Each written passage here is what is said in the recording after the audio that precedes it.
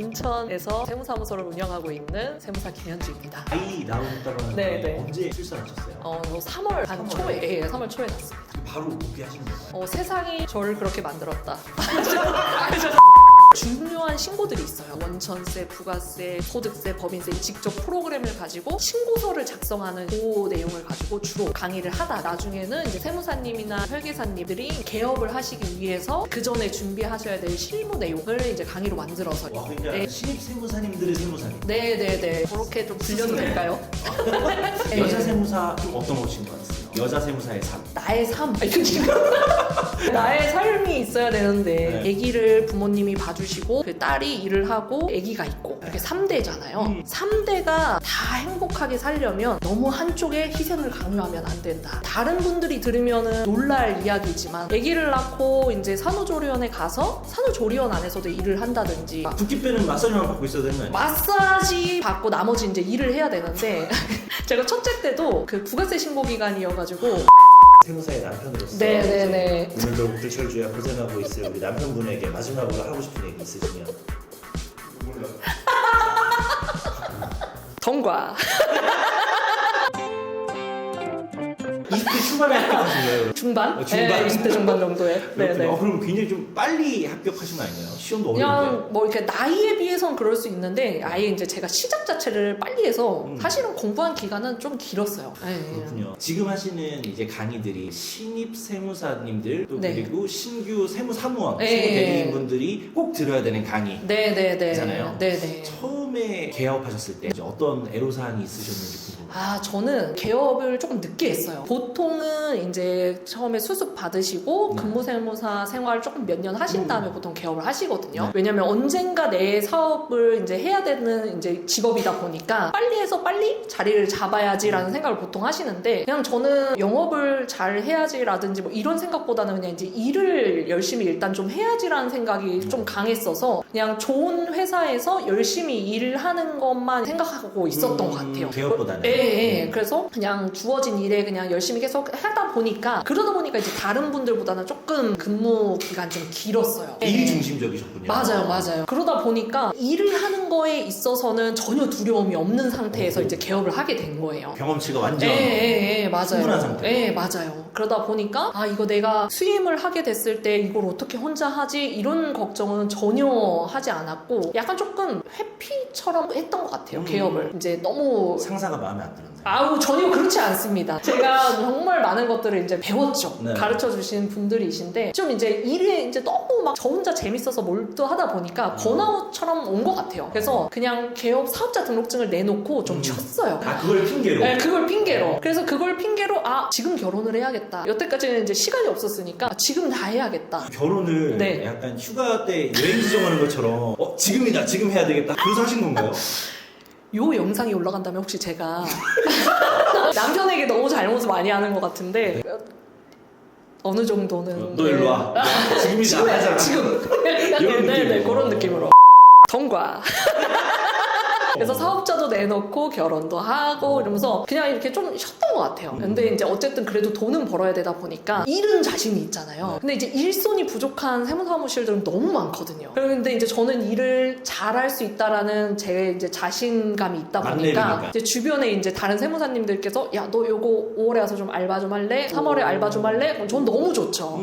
네, 그래서 이렇게 보찜 장수처럼 이렇게 너무 좋은데? 그래서 다녔어요. 그래서 그렇게 해서도 돈도 벌고 하면서 그렇게 이제 좀 시간을 보내다가 저는 이제 처음에 그 영업에 대해서 좀 자신이 없기도 했고 좀 번아웃이 오기도 했고 이래저래 하면서 영업을 안 했어요. 그냥 영업을 안 했는데 근무 기간도 길고 그리고 일에 대한 그 자신이 있다 보니까 그게 그냥 영업이 됐던 것 같아요. 그래서 그냥 조금씩 이렇게 늘어나면서 또 소개시켜 주시고 또 새로 사업도 또 내시고 사장님들께서 하다 보니까 이렇게 됐더라고요. 그런데 제가 항상 이 근무 생활을 하면서 많이 느꼈던 부분 중에 하나가 저도 이제 그 쪼랩 시절이 있었을 거잖아요. 그 쪼랩 시절에 제가 이제 또 다른 선배 세무사님께 받았던 조언, 그러니까 수습 세무사로 딱 처음 시작을 하기 직전에 어떤 선배 세무사님이 조언을 하나 해주셨었어요. 그게 뭐였냐면 자, 네가 이제서부터는 네가 세무사 자격증이 있다라고 해서 네가 들어가서 뭔가를 막 뭘 누린다거나 뭔가를 너한테 저절로 알려준다거나 이런 일은 절대 없다라는 걸 넌 분명히 인지해야 돼. 여긴 야생이다. 네, 그분들은 너한테 뭘 가르쳐줄 이유가 전혀 없어. 맞아. 알려준다고 해서 뭐 득이 되는 것도 아니고 그분들은 이미 자기의 일로 너무 포화 상태이기 때문에 너는 최대한 그분들을 위해서 무언가를 할 수 있을지를 너 스스로 고민을 많이 해야 돼. 자세를 바짝 낮추고. 그래서 실제로 제가 그 사무실에 왔다 갔다 하는 거를 직원분들이 잘 모르셨었어요. 왜냐하면 이제 이렇게 다녔으니까.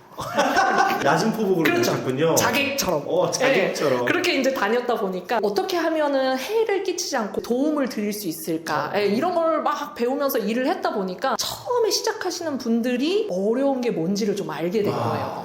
누군가 저절로 가르쳐주지 않는다. 맞아요. 학원이 아니다 회사는. 그러다 보니까 이거에 대한 그 욕구라고 해야 될까요? 빨리 뭔가를 성장하고 싶은 사람들의 욕구, 그리고 나도 그렇게 배운 적이 없기 때문에 누군가를 가르치는 것도 어렵다라는 거. 근데 이제 저는 운이 진짜 좋아서 그 처음 시작을 굉장히 그 훌륭한 분들께 많이 배웠어요. 그 회사에서 10년, 20년 이렇게 일하시는 실무자 분들이 계셨던 곳이라서 역사가 좀 있는 곳이군요. 맞아요. 그래서 그분들 낮은 포복으로 졸졸 따라다니면서 정말 많은 걸 배웠어요. 저는 운이 되게 좋았구나라는 사실을 나중에 알게 되었고, 다른 곳은 그렇지 않은 곳이 많다라는 것도 배웠고, 실제로 실무자 분들이 누군가를 가르쳐주는 거에 있어서도 사실 고충이 있거든요. 왜냐면 열심히 가르쳐 놨는데 어느 날 그만둔다든지 이런 경우가 많다 보니까 서로 그런 이제 고충이 있었던 거죠. 그래서 요거를 내가 개업을 했는데 어차피 똑같은 일이 또 벌어질 거라는 건 알고 있어. 그러니까 당장 막 이렇게 막 거래처를 늘려서 하는 것이 내 일이 아니다라고 생각을 좀 했던 것 같아요. 그래서 처음 시작을 그렇게 이제 사부작 제 거래처를 모으면서 이제 다른 기업, 그러니까 다른 세무사 사무소의 이제 구성원분들을 대상으로 코칭을 하고 다녔어요. 강의를 만들어서 그분들께 전달을 드리고, 그 회사에 제가 코칭을 갔던 세무사무소는 대표님들 마인드가 굉장히 좋으신 거죠. 투자를 해서 직원분들께 같이 성장하자라는 이야기니까 그런 식으로 이렇게 하다 보니까 점점 좀 커졌던 것 같아요. 예. 그러면서 이제 와캠도 만나게 되고, 그래서 오프라인에서 온라인으로 저도 이렇게 좀 옮기게 되고 그랬던 것 같아요. 자연스럽게. 통과.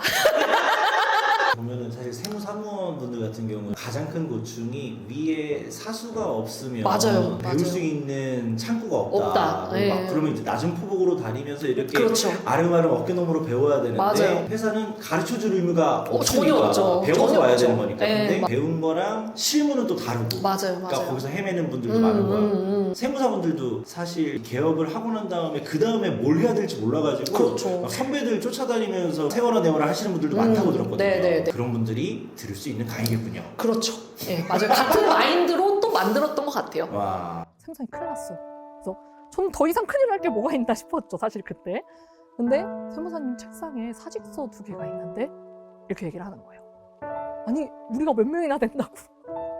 사직서 2개? 이 강의 지금 네. 강사세무사님으로서 강의를 좀 추천하자면, 제가 이 강의를 쭉 진행을 해보면서 뭘 느꼈냐면, 제가 생각했던 거랑 많이 다르다라는 걸 많이 느꼈어요. 처음 개업을 하시는 분들을 대상으로 하다 보니까 정말 뭔가를 실무적으로 가진 게 없이 처음 시작하시는 분들이 꼭 올 것 같잖아요. 물론 그런 분들도 계세요. 딱 시험에 합격하자마자 시험만 끝나고 그냥 바로 개업하시는 그런 분들도 계세요. 근데 그런 분들보다 가진 게 이미 너무 많으신 분들이 오시는 거예요. 경험이 있는. 예, 정말 이 기장시장에서 개업한 세무사, 회계사로서의 경험만 없는 거지, 그 나머지 시간 동안 무언가를 굉장히 많이 쌓으신 분들이 오시는 거예요. 그래서 제가 실제로 강의 오시는 분들마다 이제 스토리를 막 이런저런 이야기를 이제 그동안 이렇게 살아오셨던 이야기를 들어보면, 야, 대박. 나는 한 번도 겪어보지 못한 그런 것들. 근데 그분들은 지금 이제 요 기장시장으로 오시면서 두렵잖아요. 네. 내가 안 겪어본 거니까.